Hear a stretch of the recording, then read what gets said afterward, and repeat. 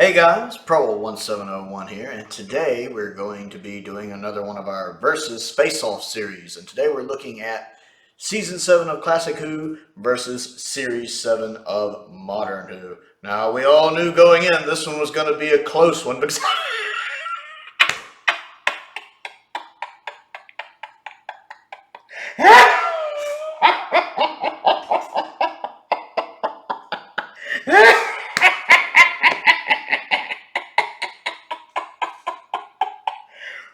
I don't know why that's supposed to be funny.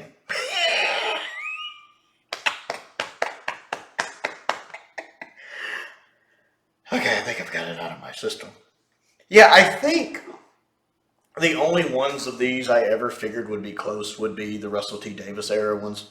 And I knew Series 2 probably wouldn't give much competition. But, you know, Modern Who peaked very early. Its best seasons are the early ones. Whereas Classic Doctor Who kind of has ups and downs. Of course, that varies depending on who you talk to. But Modern Doctor Who kind of fell off a cliff, I'd say, at Series 6, and never really recovered from that. So I knew once I got to where I was doing the comparison between Classic Season 6 and Modern Series 6 from there on, especially with my audience who tends to watch a lot of Classic Doctor Who, I figured Classic, especially with some of the series, especially since they're going up against the 70 seasons basically from here on out,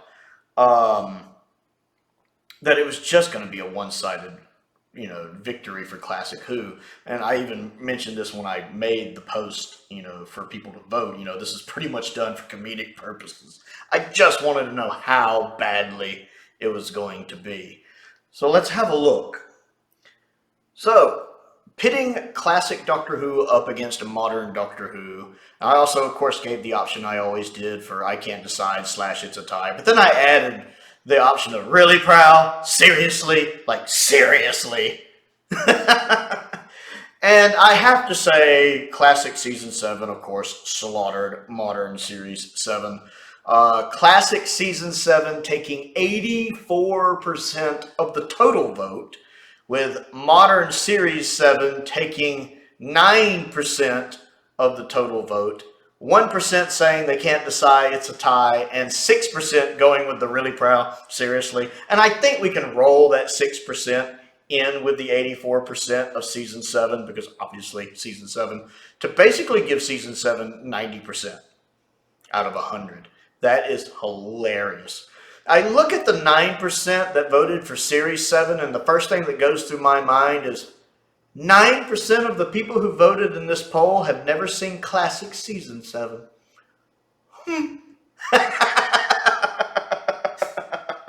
But 84%, and again, if you roll the really Prowl seriously, 6% into that, you have 90% of the vote going with Classic Season 7. 1% calling it a tie, 9% voting for Modern Who. Now, of course, I prefer Classic Season 7 as well. That being said, I don't think Series 7 is the dumpster fire some people do. Excuse me. Part of the problem is that it's really hard to rank Season 7, since it is one of those seasons. Like Series 6, it is basically split into two halves. But whereas Season 6 feels like two halves of one whole, even if the first part of it is way better than the second part of it, Series 7 really feels like two different seasons. The first half of Series 7 and the second half of Series 7 have very little in common other than Matt Smith as the Doctor. Because you have different companions in them, you have the Doctor in a different outfit, and you have a brand new TARDIS interior. All of that's different. Series 7A feels a lot like it's part of Series 5 or Series 6, whereas Series 7B feels like its own standalone season. It's like the Season 18 of Modern Who, because Season 18 in Classic Who, there's no other season that feels quite like it. It's its own thing. Series 7B, there's no other series in Doctor Who that feels quite like 7B, because the Doctor gets his purple outfit. He has Clara with him, and I actually like Clara with his Doctor. And it's when he first gets his new TARDIS interior. It's the only time we see Smith with this TARDIS interior. So it's really hard to rank them, and most of the time, if I'm ranking them, I split them. into 2 separate entries. Now, I didn't when I was doing my massive review, simply because I promised myself I wouldn't. I really wanted to force myself to judge it as a whole. But most of the time, I think of them separately because they're just so drastically different, including tonally. Now, Series 7A, right off the bat, the only one I really love out of it is A Town Called Mercy. And I don't know if really love is the right word, but I really enjoy that one. I think A Town Called Mercy is really good. Now, I enjoy Asylum of the Daleks. It's flawed. Even the premise of the story, the Daleks even having an asylum, is flawed. Why would the Daleks have an asylum for Daleks? If they were defective Daleks, the Daleks would just kill them. I mean, the Daleks kill other Daleks when they fail at their missions. Why would they keep defective Daleks? Right there, that doesn't make sense. But it's fun. It's interesting. And the whole Rory and Abby thing being broken up, it seems to just happen because the plot needs it to happen.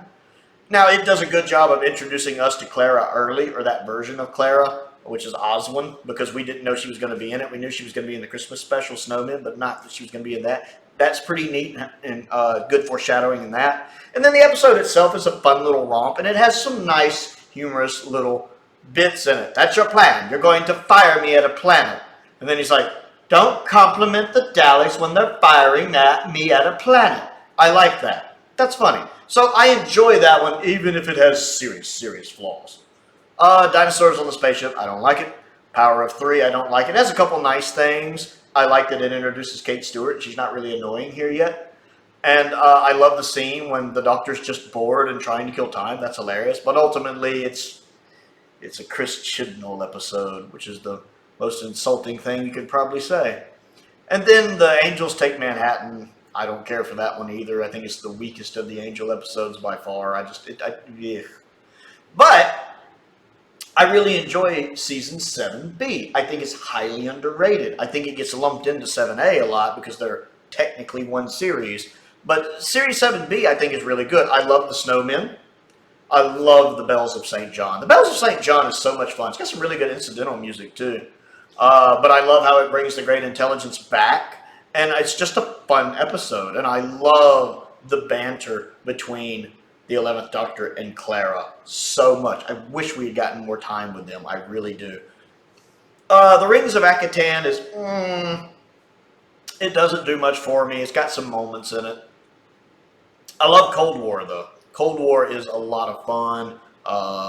One of my favorite Ice Warriors episodes, actually. It's such a good watch. It's got David Warner in it. You got to give it points for having David Warner in it. We finally got David Warner into the show proper before he passed. You got to give it points for that. The claustrophobicness of it. The claustrophobicness? I just invented a word. I love the sense of claustrophobia that's in it. And then I like the guy who plays the captain of the submarine. And the fact that it kind of updates the Ice Warriors by making it that's armor they're in and that they can get out and run around makes it even more creepy because they'd be hiding in the vents. It's a really good episode. I really like it. Plus, we get to see the Sonic Shred setting. Hyde, I like. I like how it changes genre mid-story. I enjoy that. It's just, I like it. Except for Matt Smith pronouncing the Metebelis crystal wrong. I can't forgive that.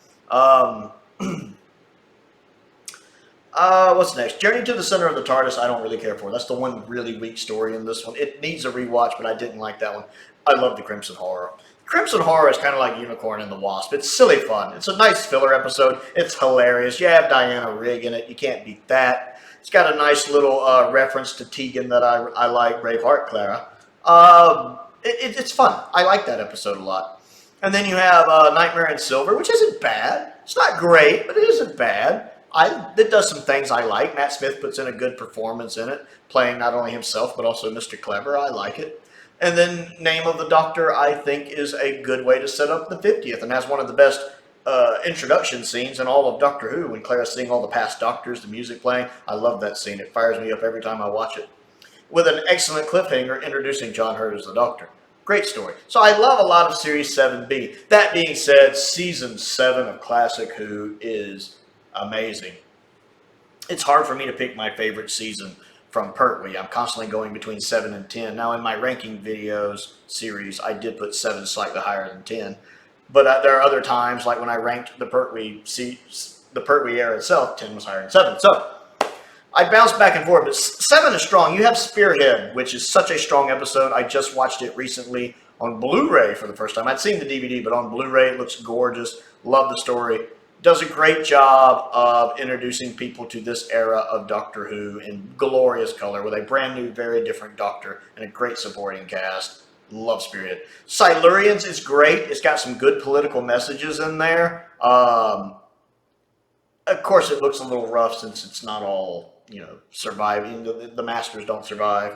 Hopefully, the Blu-ray release, I'm sure, will look much better. And it's probably an episode or so too long, but it's a really good story. Ambassadors of Death is a great story that's too long. That's really the only biggest issue I have with this season is Ambassadors of Desk. The Ambassadors of Desk, yes. The Ambassadors of Death is just too long. You could have done it in 4 or 5 parts. I'd been happy. But I love the story itself. Again, it looks rough, but I'm sure the Blu-ray, they'll clean that up a bit. And then, of course, you guys know I love Inferno. It's my favorite Pertwee story. Top 5 or top 10 Doctor Who of all time. I absolutely just love Inferno. It's amazing, amazing, amazing Doctor Who, which I've talked about a million times, so I won't go into details on. So Classic Who still wins for me, but I find especially Series 7B of the modern show to be underrated and to mostly be really good. Let's see what you guys had to say here. Henry Andrews says, he says, cough. Seriously, it's an absolute no contest, really. Series 7 is Matt's weakest with some okay moments. Bells of St. John, Day of the Doctor. Season 7 is one of the strongest the show ever had, in my opinion at least. The stories were great. The dynamic of the Doctor, the Master. The Master is not actually in Season 7. He didn't show up until Season 8. But the dynamic of the Doctor, the Master. Liz Smith, is that? That's not right, is it? I can't remember Liz's last name. The Brig and unit is absolutely electric. I love Spearhead from Space. The whole season is just iconic. XO8 Chill, which is that Sonic X maybe. It's done this weird thing to where it switches to where you can't see a person's name. You just see that little @ handle. I hate that. I hate that. But I think that's Sonic there. XO Chill says, I consider Series 7 a little underrated. 7A is weak in comparison to Series 5 and 6, but 7B is pretty solid, shorter season in my honest opinion. It builds up the 50th nicely. I agree. I really like Smith's 7B outfit. I do too. How they use a new intro. I do like that new intro. That's another difference between them. They had totally different intros. A new TARDIS too. I don't think 11 would feel right without the pawns if they had kept everything else the same. You have the return of the Great Intelligence, the Ice Warriors, and the Zygons, and all 3 are used well in my opinion. I don't expect it to beat Season 7, especially not among classic fans, but I do have an appreciation for Series 7.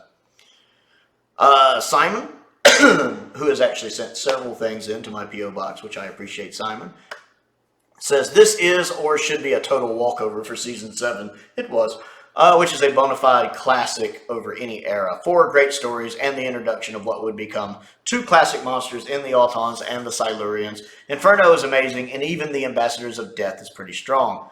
3rd Doctor hits the ground running, and I like Liz Shaw. That was it. It's Liz Shaw, not Liz Smith. I don't know what he... Yeah, Liz Shaw. An underrated companion. I love Liz Shaw. Series 7 is mixed at best. Matt Smith carries it, in my honest opinion. Jacob says, I liked 3 and Liz's dynamic because it was really different compared to other companions. I do myself like when the Doctor has smart companions like Liz or Zoe. I really do.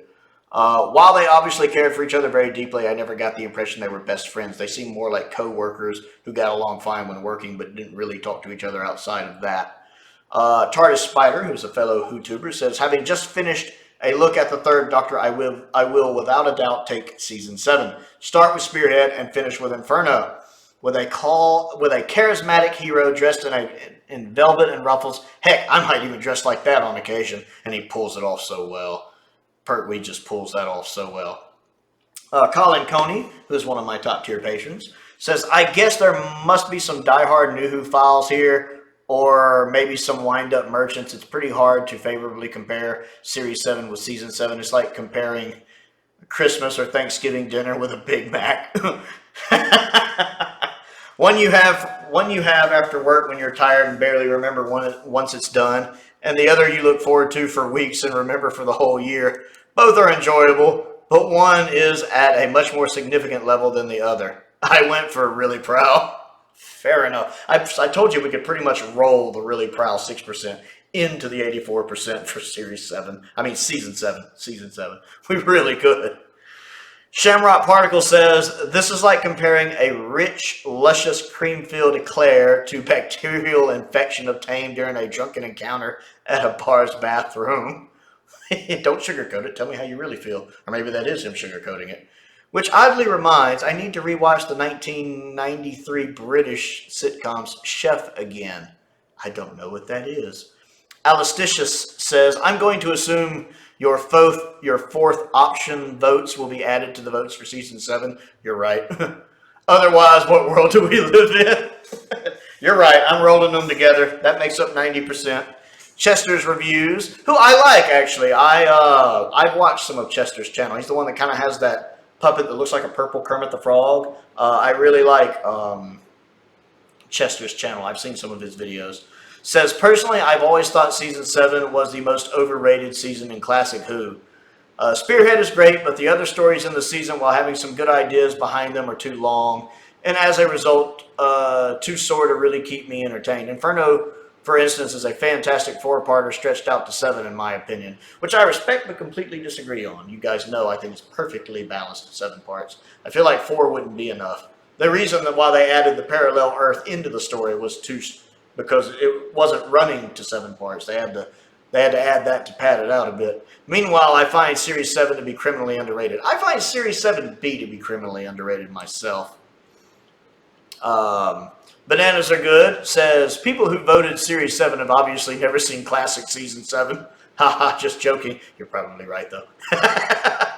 But seriously, Season 7 of Classic Who is something else, like seriously good Who. Almost like a soft reboot, a turning point that saved Classic Who from cancellation because the numbers for Season 6 had actually been pretty bad. Pertwee and Unit at their finest. Foggy D says, I mean, Series 7A isn't too bad, while the Ambassadors of Death is a little thin for a 7-parter, but yeah, this one's a no-brainer. Pertwee all the way. Season 7 dragged the show kicking and screaming into the color era, where Series 7B stumbled toward the 50th anniversary. Hard luck, Raggedy Man. Bow ties are still cooler than anchor arm tattoos, though. Although, him and I had a discussion about this, I do think that's a snake tattoo John has. I think it's like a cold snake or something, if I remember correctly. Paul Bailey, who also does a Doctor Who YouTube channel, says, oh, interesting. I'm going to say Season 7 wins this one just because it's more entertaining than Series 7, even though I love The Snowmen and Day of the Doctor and Cold War. Season 7 stands out more to me as the stories are just much better. I mean, look at how amazing Spearhead from Space and Inferno are. Series 7, it brings back the Great Intelligence, the Ice Warriors, and the Zygons. I mean, Liz Shaw is more interesting than Clara to me, plus Unit and the Earth stories. The one thing Modern Who does is too many Earth stories, whereas Season 7 is the main first and does it much better. And at least there, it's because he's exiled on Earth. He just doesn't happen to coincidentally end up there all the time like he does in Modern Who. JLBWHO, who is also one of my patrons, says, one had Spearhead from Space and Inferno. The other automatically loses because of this. So, Season 7. I agree. Ancient 10. I think that's Phil, actually. I think that's Phil, one of my regular commenters. Again, I hate that handles thing they do instead of screen names now. Says, this is no contest at all. The devastating hurricane force winds of Season 7 versus the wet fart of Series 7. Happy Man 050 says, Season 7 would beat every story of New Who combined. Ambassadors could beat Series 7 on its own. David McDonald says, John Pertwee. Enough said. Another one of my top tier patrons, Stephen Crane. He said he just looks on in derisive amusement.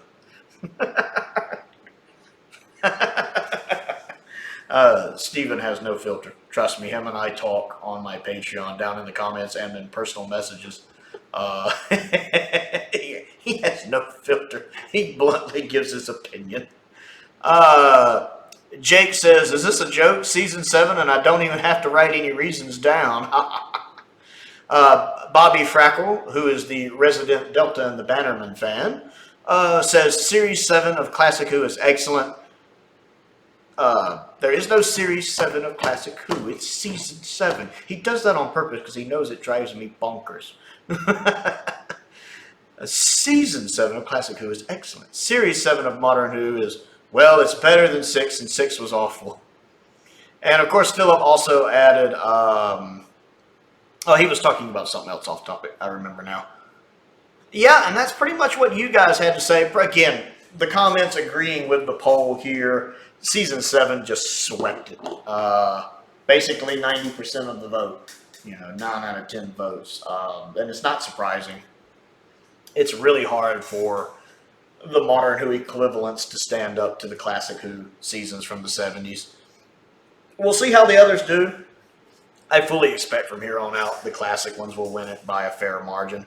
But it's interesting just to see by how much and to see if there's any upsets, who knows, and to see what everyone has to say about each season. So, 84% voting for Season 7, 9% voting for Series 7, 1% saying they can't decide, and 6% going really proud. We'll roll that in with the 84% for Season 7. So basically 90% Season 7. And I happen to be in agreement, and the comments also seem to be in agreement. So I want to know, if you didn't get a chance to vote in this poll, what do you think? Which one do you prefer between Classic Season 7 and Modern Series 7? Oh, Doctor Who, so write that down below. Other things to do, don't forget to click the like button and the subscribe button. That helps me out, and I certainly appreciate it. That does help me grow the channel. I also have a Patreon if you would like to support me that way. There's a link to that down in the description below. I want to give a shout out to some of my top tier patrons, Stephen Crane, Colin Coney, and Finn Perkins. I appreciate their support, as I do the support of all of my patrons.